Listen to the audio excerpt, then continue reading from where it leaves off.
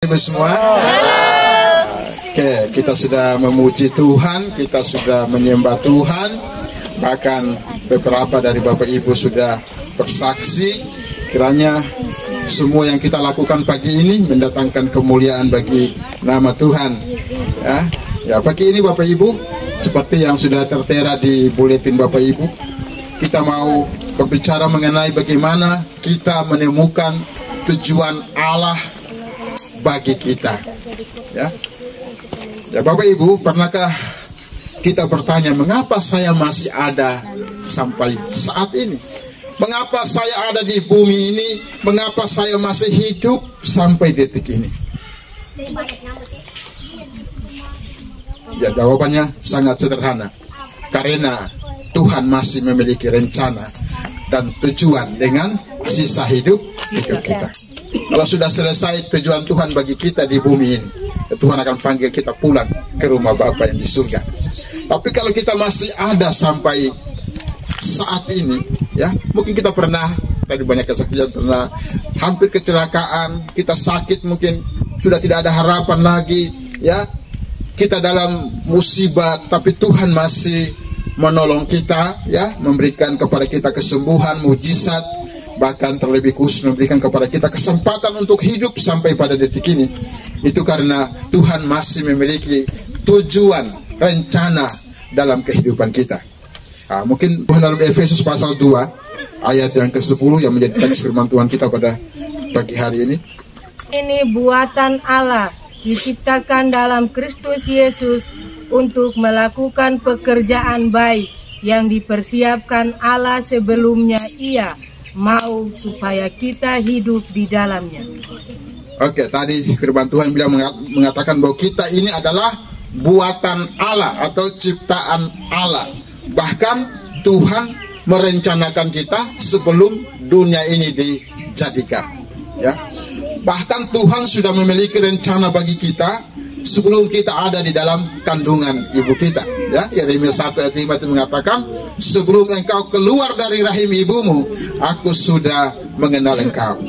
Jadi Bapak Ibu, pagi hari ini kita ada bukan karena kebetulan, ya, kita ada karena ada rencana Tuhan dengan hidup kita.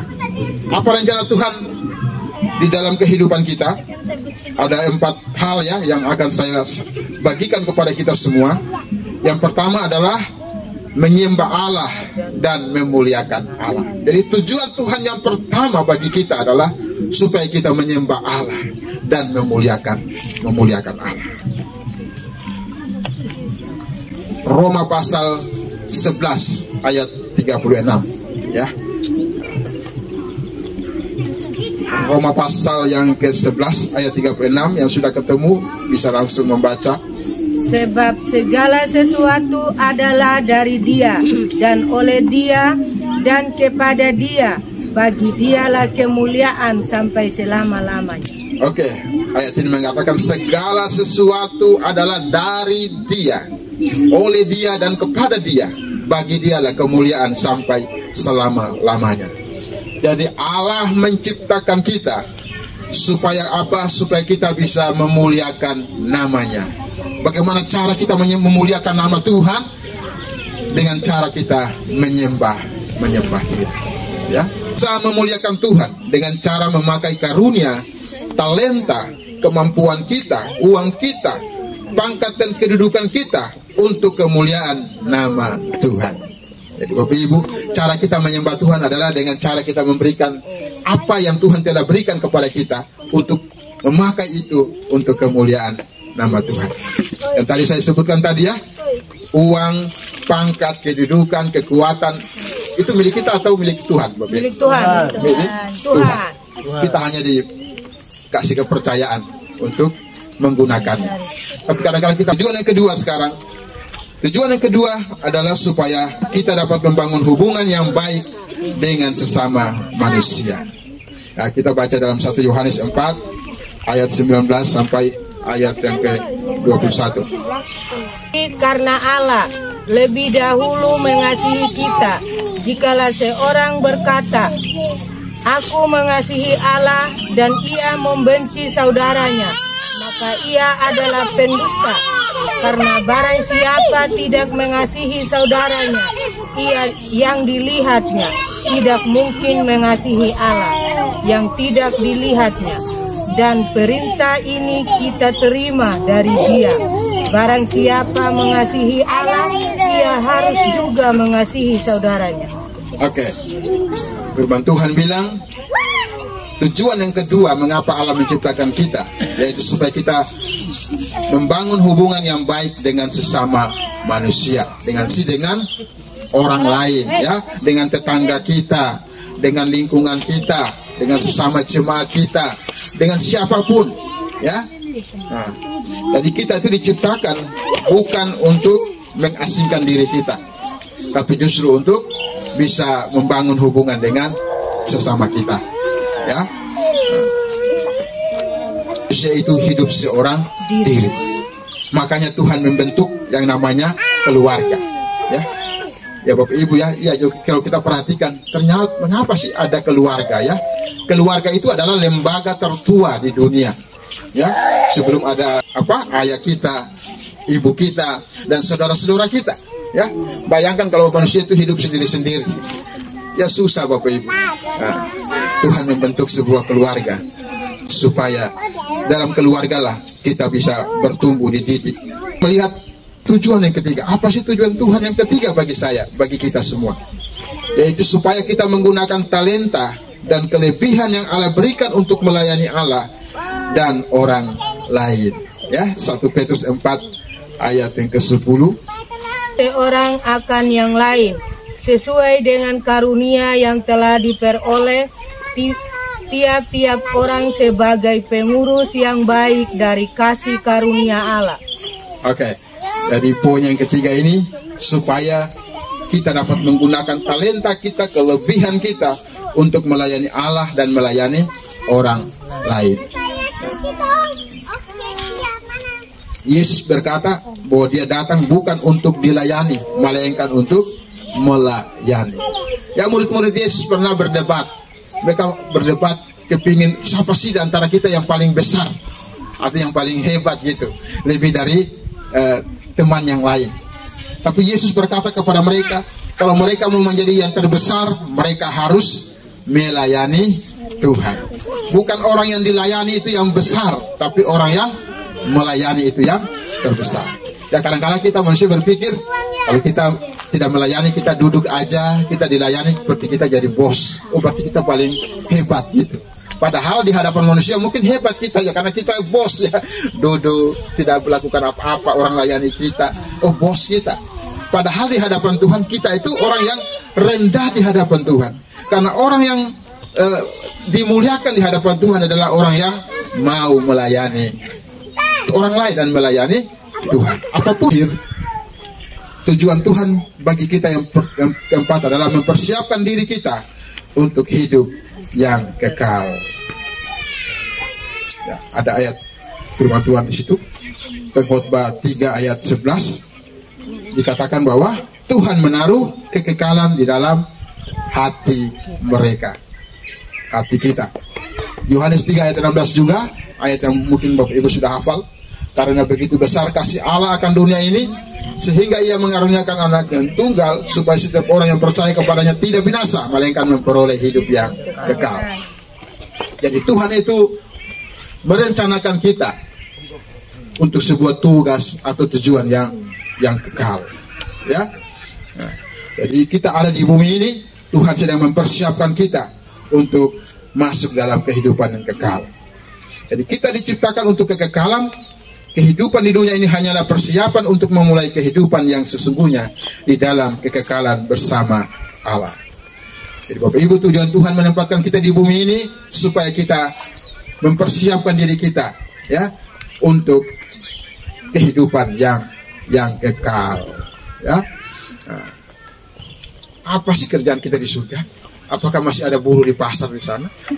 Atau masih ada yang jualan keliling di surga? Apa sih pekerjaan di surga? Oh benar, pintar sekali Mas. Kita bilang ketika Tuhan memperlihatkan wahyu kepada Yohanes, ya, ternyata di surga semua orang hanya kerjanya siang malam memuji Tuhan, siang dan malam tidak ada capeknya. Mereka memuliakan Tuhan siang dan malam, mereka berlutut menyembah Tuhan, mereka bernyanyi memuji Tuhan selama-lamanya. Jadi di surga itu ya, nggak ada kita cari pikir makan, saya makan apa. Nah, tidak ada orang tidak merasa lapar di sana. Mereka akan hidup selama-lamanya, kerjaannya hanya memuji dan menyembah Tuhan selama-lamanya itu. Ya, jadi di bumi kita latihanlah untuk memuliakan Tuhan dengan kehidupan kita sebelum kita akan ke surga nanti. Ya, kalau di neraka kekal juga. Apa kerjaan di neraka? Kalau di surga memuji Tuhan, di neraka kerjanya nangis selama-lamanya, ya. Nangis menderita selama-lamanya juga, ya. Di surga bersukacita memuji Tuhan, di neraka nangis selama-lamanya. Hanya dua aja pilihan bagi kita. Tapi yang pasti Tuhan tidak pernah merencanakan kita untuk ke neraka. Karena di neraka itu Tuhan ciptakan khusus untuk iblis dan pengikutnya. Namun iblis tidak mau sendiri di neraka. Dia kerja, orang bilang sekarang itu iblis kerja dengan ibaratnya tidak ada istirahatnya. Bagaimana dia menyesatkan banyak orang supaya akan bersama-sama dengan dia di dalam neraka selama-lamanya. Tapi Bapak Ibu bersyukur pada pagi ini. Bapak Ibu pernah berkata, jangan kamu menyimpan hartamu di bumi ini, karena ngengat dan karat akan memakannya. Tapi simpanlah hartamu di dalam kerajaan surga. Bagaimana caranya simpan harta dalam kerajaan surga? Melayani Tuhan. Ya, itu. Kita punya uang yang banyak, kita melayani dengan uang kita. Ya. Makin uang gak kita bawa mati, tapi uang itu kita sudah nabung di dalam kerajaan surga. Bermanfaat bagi orang lain, bagi pekerjaan Tuhan. Ya. Kalau kita punya tenaga, punya kemampuan, kita pakai itu untuk melayani Dia. Ya, sama jadi kita sedang nabung dalam kerajaan surga. Suatu saat kita akan menjadi opa dan oma, nggak ada lagi kekuatan, kita nggak bisa lagi melayani Tuhan dengan maksimal. Selagi kita masih kuat, mari kita melayani Tuhan dengan setia, dengan sungguh-sungguh. Kebetulan jemaat kita di Tente ini masih muda-muda semua, ya, masih di bawah 50 tahun semua, ya. Ya, ada gereja yang tua-tua sekali Bapak Ibu. Ya, kalau memang begitu ya, kalau orang tua-tua itu yang udah mau mati dia baru gereja. Sekarang anak muda itu jarang ke gereja, ya. Biasa 60 tahun, 70 tahun dia pikir mungkin gak lama lagi waktu saya, makanya rajin ibadah dia. Oh anak muda, oh main gantung. Biarin aja gereja, masih muda saya, masih banyak waktu saya. Padahal selagi kita muda, itu kesempatan emas bagi kita untuk bisa melayani Dia.